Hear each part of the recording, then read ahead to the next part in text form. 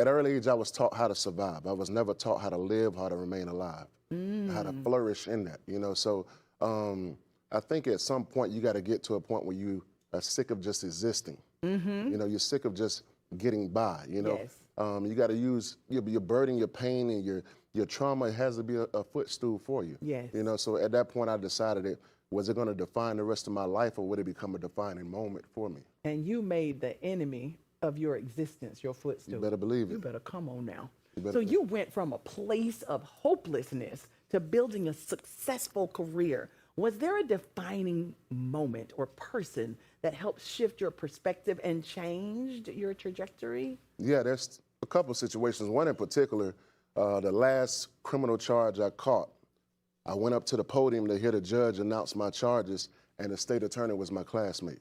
Oh, wow. To see somebody have that kind of power over my life in her hand, and it also was a wake-up call, because at that stage in my life, I was living reckless, and this is somebody who chose the right path. So that gave me hope that there was different options. Also, at that moment, I stopped allowing society to choke God out of me.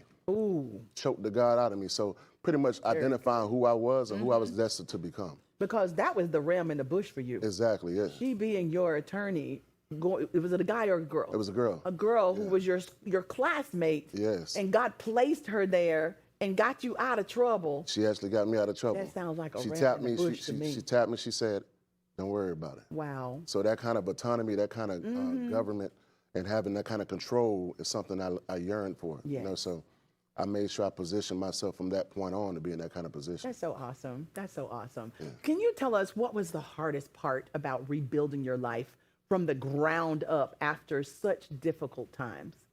I think the thing that people don't tell you is when you're trying to do right, you're going to have to go through rock bottom.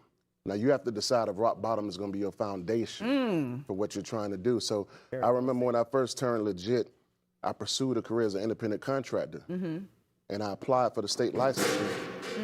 And when I applied for the licensure, the state of Florida actually denied me.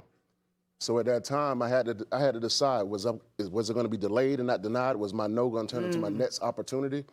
So I got a whole bunch of preachers and businessmen to actually give me a character letter to get an appeal. So when that happened and I got into the industry, that's when I came in there, my fire was lit, you know, and I started burning. So, and that's how I ended up developing over 60 independent contractors to turn into six-figure earners.